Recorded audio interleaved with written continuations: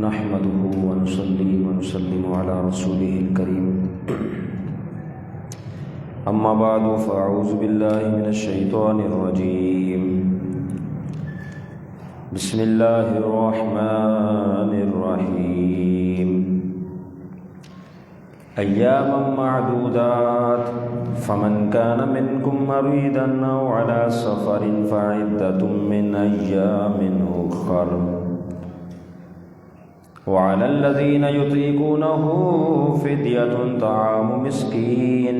فمن تطوع خيرا فهو خير له وأن تصوموا خير لكم إن كنتم تعلمون صدق الله العظيم وصدق رسوله النبي الكريم الأمين إن الله وملائكته يصلون على النبي يا أيها الذين آمنوا صلوا عليه وسلموا تسليما اللهم صل على سيدنا ومولانا محمد وانزل المقعد المقرب عندك يوم القيامة اللہ جل جلالہ کی حمد و ثنا سرکار فخر کائنات خاتم النبیین صلی اللہ تعالیٰ علیہ وسلم کی بارگاہ میں درود و سلام کا نذرانہ پیش کرنے کے بعد رب تعالیٰ کے فضل و کرم سے ہر اتوار بعد نماز ظہر درس قرآن کی اس مقدس بابرکت محفل کا سلسلہ جاری ہے۔ رب تعالیٰ ہم سب کو اس عمل پر استقامت نصیب فرمائے اور قرآن مجید کے نور سے ہم سب کے قلب کو منور فرمائے۔ سورۃ البقرہ آیت نمبر 184 رب تعالیٰ ارشاد فرماتا ہے ایام معدودات، گنتی کے دنوں میں روزے کے جو احکام ہیں، روزہ فرض ہے وہ گنتی کے دن ہے۔ اس سے پہلے آیت مبارکہ میں روزے کا حکم بیان کیا گیا اور یہاں پر دیگر روزے کے احکام کا ذکر کیا جا رہا ہے، یعنی پیچھے جو ہے وہ آیت مبارکہ میں روزہ فرض ہے اس کا ذکر ہوا اور یہاں سے چند لوگوں کو رخصت حاصل ہے، روزہ وہ نہ رکھے ان کی رخصت ہے۔ وہ کون کون سے لوگ ہیں جن کو روزہ نہ رکھنے کی بھی رخصت ہے، ان کے حوالے سے جو ہے احکام بیان ہو رہے ہیں۔ فرمایا ایام معدودات، یہ جو دن ہے وہ گنتی کے ہیں، گنتی کے دن کے اشارہ کر دیا بڑے مختصر 29 یا 30 دن فقط، کہ تم جو ہے وہ اپنے نفس کی خاطر 11 مہینے کھاتے پیتے رہو، سیر ہو کر کھاؤ، جب دل کرے کھاؤ، حلال رزق کھاتے رہو، صبح شام کھاتے رہو، کوئی گناہ نہیں، لیکن 1 مہینہ فقط رب تعالیٰ کی رضا کے لیے تمہیں دن میں کھانا پینا چھوڑنا ہوگا، کہ نفس کی خاطر تو 11 مہینہ تک کھایا اور 1 مہینہ رب کی خاطر نہیں کھانا۔ تو فرمایا ایام معدودات، یہ جو دن ہے بڑے گنتی کے دن ہے، معدودات ہیں کہ دیگر مہینوں کا معاملہ تو ایسا ہے کہ ان کی تاریخوں کو بھی صحیح یاد نہیں رکھا جا سکتا، ان ایام کو، ان ہفتوں کو، ان مہینوں کو بندہ بھول جاتا ہے، لیکن رمضان المبارک کا وہ مقدس مہینہ ہے کہ ہر ایک شخص کو معلوم ہوتا ہے کہ اتنے روزے ہوئے ہیں اور اس ماہ کے اتنے ہفتے ہوئے ہیں اور اس ماہ کا یہ عشرہ چل رہا ہے، سب یاد ہوتا ہے۔ فرمایا اس مہینے کی تاثیر ایسی ہے کہ یہ گنتی کے دن ہے کہ نیکوکار کے لیے تو گنتے گنتے ہی پورے ہو جاتے ہیں، لیکن جو روزہ دار نہ ہو، عبادتوں میں چوری کرنے والا ہو، تو ان کے لیے یہ ایام بڑے سخت ہو جاتے ہیں، جس طریقے سے قیامت کا دن ہوگا اور ایمان والوں کے لیے وہ دن 4 رکعت کے برابر مقدار کے مطابق گزر جائے گا، فقط اتنی سی دیر میں، لیکن جو خطا کار گناہ گار ہوں گے ان کے لیے وہ دن، کافروں کے لیے وہ دن 50,000 سال کے برابر ہوگا۔ تو فرمایا یہ رمضان المبارک کے ایام جو ہے بڑے مختصر اور جلدی سے گزرنے والے، ایام معدودات، گنتی ہی کے دن ہے جسے فوراً سے گزار دیا جاتا ہے اور فوراً سے گزر جاتے ہیں۔ پھر بندہ سوچتا ہے پہلا عشرہ گزر گیا، دوسرا آ گیا، دوسرا گزر گیا، تیسرا آ گیا، پھر عید الفطر آ گئی۔ فمن کانا منکم مریضا، فرمایا جو ہو تم میں سے مریض، یعنی کہ اب وہ ایسا ہے جسے اگر روزہ رکھنے کا کہا جائے تو اس کے مرض میں ابتدا ہو جائے، یعنی بڑھ جائے، بڑھوتری آ جائے، مزید وہ آگے کی طرف نکل جائے۔ اب یہاں کے اس آیت مبارکہ کے جز میں ان لوگوں کے لیے رخصت کا ذکر ہو رہا ہے کہ کن کو روزہ چھوڑنے کی اجازت ہے۔ تو نمبر 1 فرمایا فمن کانا منکم مریضا، جو تم میں مریض ہو، بیمار ہو، کہ اگر وہ روزہ رکھے تو مرض اور بڑھ جائے، فرمایا اس کو رخصت ہے۔ لیکن یہ ہلکی پھلکی بیماری والا معاملہ نہیں کہ کسی ہلکے ڈاکٹر نے کہہ دیا آپ کو کہ آپ روزہ نہ رکھے، آپ روزہ چھوڑ دیا، نہیں، بلکہ کبھی اندیشہ ہو اور ڈاکٹر بھی جو ہو دینی معاملات کو سمجھنے والا ہو، فاسق معلم نہ ہو بلکہ دینی معاملات کو سمجھنے والا ہو، نیکوکار ہو، وہ یہ اطلاع دے کہ اب اگر مزید جو ہے اسی بیماری پر روزے کو جاری و ساری رکھا گیا تو بیماری بہت طویل ہو جائے گی یا دوسری صورت بیماری بڑھ جائے گی، تو پھر ایسے شخص کے لیے رخصت ہے۔ یا ہلکا پھلکا بخار ہوا، سر میں درد ہوا، نزلہ کھانسی، روزہ چھوڑ دیا، اس کی رخصت نہیں، سخت بیماری اور آگے بڑھنے کا سخت اندیشہ۔ تو فرمایا فمن کانا منکم مریضا، یہ تو ایک ہوا۔ اولا سفر، یہ دوسرا شخص کہ جس سے رخصت ہے، یعنی مسافر۔ مسافر جو ہے وہ کیونکہ سفر پر ہے، اور سفر کا معنی ہی کھلنا ہے، کھلنا، کہ بندہ پردیس جاتا ہے، اس کے لیے دنیا ظاہر ہوتی ہے، دنیا کے معاملات کھلتے ہیں، اس لیے سفر کو سفر کہا جاتا ہے۔ شرعی طور پر 57.5 میل یا پھر 92 کلومیٹر، کہ ہماری گاڑیوں میں آج کل یہ میل کا حساب نہیں ہوتا لیکن کلومیٹر کا ہوتا ہے، میٹر لگا تو اس میں کلومیٹر لکھا ہوا ہوتا ہے، تو 92 کلومیٹر یا اس سے زائد کا سفر ہو اور 15 دن سے کم کی رہنے کی نیت ہو، 92 کلومیٹر کا سفر ہو اور 15 دن سے کم کی رہنے کی نیت ہو جس جگہ پر وہ جا رہا ہے، اب یہ ہے شرعی مسافر، اب اس کے لیے رخصت ہے۔ 15 دن کی نیت سے جا رہا ہے تو مسافر نہیں، یا 15 دن سے زائد کی نیت سے جا رہا ہے، یا پھر اس کا سفر مختصر ہے، 92 کلومیٹر سے کم کا سفر ہے تو بھی مسافر نہیں۔ اس کے علاوہ یہ مسئلہ بھی یاد رکھیں، اس میں بہت لوگ خطا کر جاتے ہیں، وہ یہ ہے کہ طلوع فجر اس سے پہلے اگر آپ مسافر ہے، سفر کی نیت سے نکل چکے ہیں تو اب روزہ چھوڑنے کی رخصت ہے۔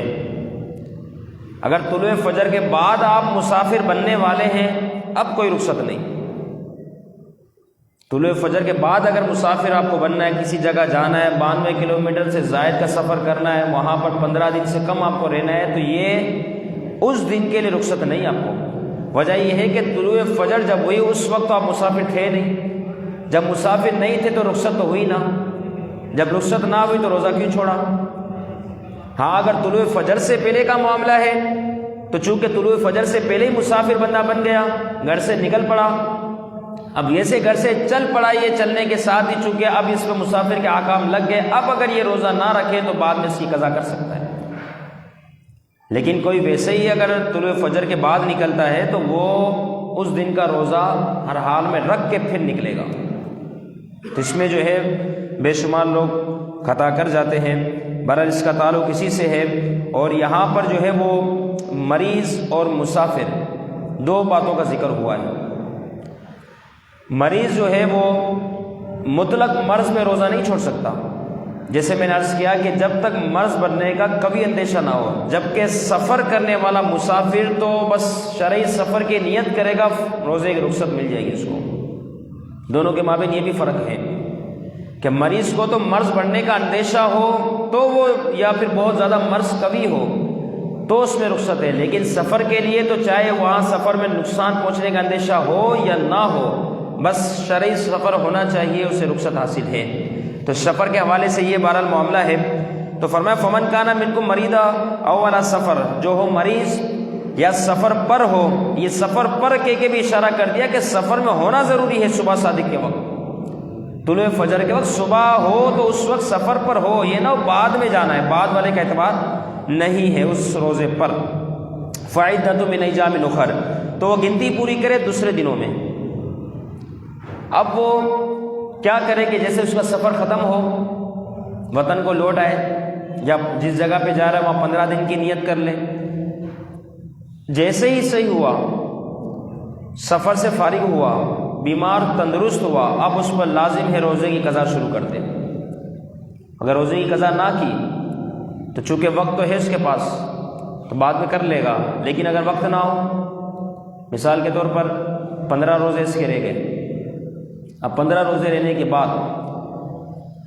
عید کے بعد جو ہے اللہ رب العزت نے اسے صحت دے دی، یا مسافر تھا اپنے وطن کو لوٹ گیا، اب یہ 5 دن جو ہے وہ عید کے ایام کے بعد زندہ رہا۔ روزے کتنے قضا تھے اس پہ؟ 15۔ زندہ کتنے دن رہا؟ 5 دن۔ 5 دن یہ زندہ رہا نا، اس نے ان دنوں میں روزہ نہیں رکھے، مطلب بعد میں رکھوں گا، تو 5 دن زندہ رہا، روزے قضا تھے 15۔ اب یہ 5 دن جو اس نے جان بوجھ کے روزے قضا نہیں کیے، ان روزوں کی وجہ سے اس پر عذاب ہے۔ باقی 10 دن کے روزے معاف، کیونکہ اس کو مہلت ہی نہ ملی، اس کے زندگی کے ایام اس کو ملے ہی نہیں کہ روزے قضا کرتا، لیکن 5 دن تو ملے تھے نا، اس نے خود نہیں رکھے، لہٰذا اب اس پر جو ہے وہ عذاب ہوگا۔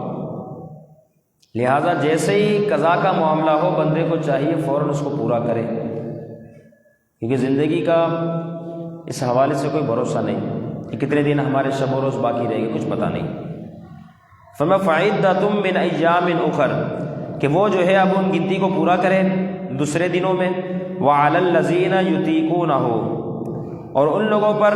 جو اس کی طاقت نہیں رکھتے، شیخ فانی، بڑی عمر کے جو ہو جاتے ہیں، بہت بڑی ایج ہو گئی، اب کیا کریں، اب وہ روزہ رکھ نہیں سکتے، آگے کوئی صحت ملنے کا بھی اندیشہ نہیں، دن بدن کمزوری سے کمزوری، کمزوری سے کمزوری، اب تو یہ بہت لاغر والا معاملہ، کمزوری والا معاملہ ہو گیا۔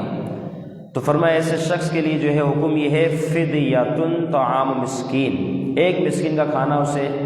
جو ہے 2 وقتوں کا کھانا اسے فدیہ کرنا ہوگا، ایک روزے کے عوض۔ 2 مسکین کا یعنی ایک مسکین کا کھانا 2 وقتوں کا، یہ کتنا ہوگا؟ صدقہ فطر کی جو رقم ہے، نصف سا گندم، نصف سا گندم جو ہے وہ ایک روزے کا فدیہ بنے گا، نصف سا گندم۔ اسی طرح دنیا سے رخصت ہونے کے بعد اس کے ورثاء اگر اس میت کی طرف سے نماز کا فدیہ دینے چاہتے ہیں تو نماز کا بھی یہی فدیہ ہے، نصف سا گندم یعنی فطرے کی رقم۔ البتہ 5 نمازیں ہیں دن کی تو اسے 6 نماز کا فدیہ دینا ہوگا، کیونکہ وطر جو واجب ہے اس کا الگ سے فدیہ دینا ہوگا، تو 6 فدیے ہو گئے اس طرح۔ نصف سا گندم فی زمانہ، کلو کے حساب سے کیا ایوریج ہے؟ کلو کے حساب سے یہ ہے کہ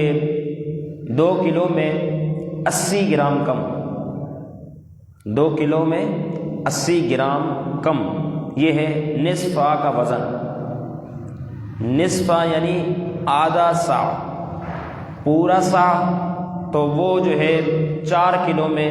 160 گرام کم، تو اس کا وزن ہوگا۔ اب چونکہ یہاں نصف سا کا حکم ہے، اگر گندم سے دیا جائے، جو سے دیا جائے گا تو پورا سا دیا جائے گا، لیکن چونکہ ہمارے یہاں فطرے کی رقم جو ہے نصف سا گندم کے حساب سے ہوتی ہے، تو ایک مسکین کو 2 وقتوں کا کھانا کھلانا ہے، یہ نہ ہو تو فطرے کی رقم یعنی نصف سا گندم اسے دے دیا جائے، نصف سا آٹا دے دیا جائے، یا نصف سا 2 کلو میں 80 گرام کم کا جو رقم بنتی ہے وہ رقم دے دی جائے، یہ ساری اس کو رخصت حاصل ہے۔ لیکن صحیح ہو جاتے ہیں تو دوبارہ ان پہ ان روزوں کی قضا ہوگی۔ یہ فدیہ دے کے وقتی طور پر اگر اللہ رب العزت کی طرف سے اس کے بڑھاپے مزید اضافہ ہو رہا ہے تو اس سے رخصت ہے کہ قبر میں جا کر آخرت کا عذاب اپنے ساتھ نہ لے کے جائے۔ لیکن اگر آنے والے وقتوں میں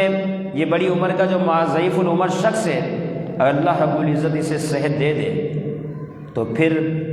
اب وہ فدیہ جو دیا تھا اس سے کام نہیں چلے گا، اب اس شخص کو اب یہ روزے رکھنے ہوں گے۔ تو فرمایا فعدۃ من ایام اخر، بہرحال روزوں میں تو برکت ہی برکت ہے، رحمت ہی رحمت ہے، اس میں تو کوئی شک نہیں، شفا نصیب ہوتی ہے۔ حضور علیہ الصلوۃ والسلام نے فرمایا صوموا تصیحوا او کما قال النبی صلی اللہ علیہ وسلم، تم روزہ رکھو اللہ رب العزت تمہیں صحت تندرستی عطا فرمائے گا۔ سیدی اعلیٰ حضرت امام احمد رضا خان فاضل بریلوی رحمہ اللہ فرماتے ہیں ایک رات میرے والد ماجد خواب میں تشریف لائے، رجب و مرجب کا مہینہ تھا، مجھے یہ بات ارشاد فرمایا بیٹا آنے والا مہینہ رمضان المبارک ہے تو شدید بیمار ہو جائے گا، شدید، لیکن روزہ نہ چھوڑنا۔ میرے امام احمد رضا خان فاضل بریلوی رحمہ اللہ فرماتے ہیں اسی طریقے سے ہوا، اللہ کے ولیوں کی بڑی شان ہے، پہلے اطلاع دے دی، فرمایا اسی طرح ہوا، جو طبیب آتا، جو حکیم آتا، جو ڈاکٹر آتا وہ یہی کہتا کہ روزہ چھوڑ دو، بہت زیادہ بیمار ہو، بہت زیادہ علیل ہو، مزید روزے رکھے نہیں جا سکتے، بیماری اور بڑھ جائے گی۔ میرے امام فرماتے ہیں کہ میں نے ایک بھی روزہ نہ چھوڑا، اللہ رب العزت نے مجھے روزے کی برکت سے شفا کاملہ عطا فرما دی۔ تو فرمایا صوموا تصیحوا، اعتقاد بھی ایسا ہونا چاہیے، توکل بھی مضبوط ہونا چاہیے۔ حضور کا فرمان ہے روزہ رکھا ہے، روزہ رکھنے والوں کو اللہ خوب صحت عطا فرماتا ہے۔ جب حضور نے فرما دیا صحت ہی صحت ہے، بیمار شخص بھی روزہ رکھے، عزیمت پر عمل کرے، روزہ رکھے، لیکن پھر بھی اس اسٹیج پہ پہنچ جائے کہ جہاں اس کی طاقت سے باہر والا معاملہ اسے محسوس ہو تو پھر شریعت نے رخصت دی ہے کہ اب نہ رکھے، بعد میں اس کی قضا کرے۔ البتہ فرمایا وعلی الذین یطیقونہ، یہ تیسرا شخص ہے، پہلا شخص تھا مریض، دوسرا تھا مسافر، تیسرا ہے وہ شخص جو شیخ فانی ضعیف العمر ہو جائے۔ ان تین لوگوں کو رخصت حاصل ہے کہ وہ جو ہے دو شخص تو ایسے ہیں مریض اور مسافر، وہ بعد میں قضا کریں گے، ضعیف العمر شخص وہ ہے جو فدیہ دے گا۔ طعام مسکین، ایک مسکین کا کھانا، فمن تطوع خیرا، جو شخص اپنی طرف سے، تو کہتے ہیں نا تطوع، شوق سے کرنا، شوق، اپنی طرف سے اس میں اضافہ کرے۔ وہ اضافہ کیا ہوگا؟ ایک مسکین کی جگہ جو ہے وہ چند مسکینوں کو کھانا کھلا دے، یا ایک مسکین کو جو ہے نصف سا کی جگہ بہت سارا سا دے دے، یا پھر یہ ہے کہ فدیہ بھی رکھ دے اور روزہ بھی رکھے۔ تو فرمایا جو خوشی سے کرنے والا ہے فهو خیر اللہ، تو یہ اس کے لیے بہتر ہے، کرے وہ اور اچھی بات ہے، کرنا چاہیے اسے، اگر کر سکتا ہے، اس کا شوق بھی ہے تو وہ کرتا رہے۔ وَأَن تَصُومُوا خَيْرٌ لَكُمْ، کتنی شاندار بات ارشاد فرمائی، تم روزہ رکھو تمہارے لیے بہتر ہے، بس بات ہی ختم، میرے رب نے فرما دیا تم روزہ رکھو یہ تمہارے لیے بہتر ہے کہ ان سارے معاملات کے ہوتے ہوئے بھی روزہ رکھنے کی ہمت کرو، اللہ رب العزت تمہیں طاقت عطا فرمائے گا، روزہ رکھو۔ قضا کے جو معاملات، اس بارے میں یہ مسئلہ یاد رکھنا، سال میں 5 دن ایسے ہیں جس میں روزہ رکھنا حرام ہے، 5 دن، 2 تو عیدیں ہو گئی، عید الفطر، عید الاضحیٰ، اس میں روزہ نہیں رکھا جا سکتا، رکھنے والا گناہگار ہوگا، حرام ہے۔ یعنی سال میں 5 دن ایسے جس میں روزہ رکھنا ہی جائز نہیں، عید الفطر، عید الاضحیٰ ایک دن، اس کے علاوہ عید الاضحیٰ کے بعد والا دن یعنی 11 ذی الحجہ، 12 ذی الحجہ، 13 ذی الحجہ، بس کتنے دن ہو گئے؟ 5۔ عید الفطر یعنی پہلی شوال المکرم، عید الفطر کا دن۔ نمبر 2 10 ذی الحجہ جو عید الاضحیٰ کا دن ہوتا ہے۔ اس طرح 11 12 13، نتیجہ یہ نکلا کہ عید الاضحیٰ جو ہوتی ہے اس کی پہلی عید، دوسری عید، تیسری عید اور اس کا اگلا دن، چوتھا دن، یہ 4 دن ایک ساتھ ہے، اس میں روزہ رکھنا حرام۔ اور ایک دن عید الفطر کا دن ہے، رمضان المبارک کے بعد والا دن، کہ اللہ رب العزت کی طرف سے مہمان نوازی کا دن ہے۔ 4 دن روزہ رکھنا یعنی 4 دن عید الاضحیٰ میں روزہ رکھنا جائز نہیں، اور ایک دن عید الفطر کا ہے جس میں روزہ رکھنا جائز ہے، حرام ہے، نہیں رکھا جا سکتا، قضا بھی نہیں، کچھ بھی نہیں۔ یہ صرف کھانے پینے کے دن ہے، رب تعالیٰ کی طرف سے انعام ہے۔ تو فرمایا 4-5 دن اس طریقے سے ہے، وَأَن تَصُومُوا خَيْرٌ لَكُمْ، اور یہ کہ تم روزہ رکھو تمہارے لیے بہتر ہے، إِن كُنتُمْ تَعْلَمُونَ، اگر تم جانتے ہو۔ جاننے والا شخص غور و فکر کرے، اپنے بارے میں سوچے۔ رب نے فرما دیا روزہ ہی رکھنا بہتر ہے۔ اب جو ہے وہ روزہ جو ہے وہ چاند کے مہینوں کے حساب سے رکھا جاتا ہے، شمسی مہینوں کے حساب سے نہیں رکھا جاتا۔ کیا مطلب ہوا کہ قمری مہینوں کے حساب سے روزہ رکھا جاتا ہے۔ اب ذہن میں بات یہ آئے کہ شمسی مہینے کے حساب سے کیوں رکھنے کا حکم نہ ہوا، قمری مہینوں کے حساب سے رکھنے کا حکم ہوا؟ چاند دیکھ کر روزہ رکھو، چاند دیکھ کر افطار کرو، حضور علیہ الصلوۃ والسلام کا فرمان۔ اس بارے میں یاد رکھنا، چاند کے جو مہینے ہیں ان مہینوں میں کیا ہوتا ہے، وہ مہینے تمام موسموں میں گردش کرتے ہیں۔ چاند کے مہینے تمام موسموں میں، جتنے موسم آتے ہیں ان تمام موسموں میں گردش کرتے ہیں کہ چاند کا مہینہ جو بھی ہوگا وہ مہینہ ایسا ہوگا کہ کبھی گرمی ہوگی، کبھی سردی ہوگی، کبھی موسم خزاں، کبھی موسم بہار۔ چاند کے مہینوں کی یہ خصوصیت ہے کہ ہر آنے والا مہینہ جو ہے وہ پچھلے سال کے مہینے سے مختلف ہوگا۔ تو یہ چاند کے مہینوں میں یہ موسم جو ہے وہ گردش کرتے ہیں، لہٰذا اب چاند کے مہینوں سے روزے رکھنے کا حکم دیا گیا۔ نتیجہ یہ نکلا کہ تاکہ رب تعالیٰ کی طرف سے حکم ہوا کہ روزہ رکھو تاکہ میرے بندے ہر موسم کے اندر روزے رکھنے والے بن جائیں، کیونکہ رمضان المبارک کا مہینہ کبھی گرمی میں آئے گا، اس کی مشقت برداشت کرنے والے بن جائے، کبھی سردی میں آ جائے گا تو اس کی آسانی والے بن جائے، کبھی موسم خزاں، کبھی موسم بہار، کبھی کون سا موسم، کبھی کون سا۔ تو لہٰذا فرمایا وہ موسم گردش کرتے ہیں چاند کے مہینوں میں، لہٰذا اس کا فائدہ یہ ہوگا کہ یہ ہر موسم کے اندر روزہ رکھنے والے بن جائیں گے، اس لیے قمری مہینوں کے حساب سے روزہ رکھا جاتا ہے۔ اللہ تعالیٰ خوب عبادتوں کا ذوق و شوق ہمیں نصیب فرمائے، درس قرآن قبول فرمائے، غلطی کوتاہی کبھی معاف فرمائے، جناب آپ نے شرکت کی مناسب کی حاضری قبول فرمائے۔ وما علینا الا البلاغ۔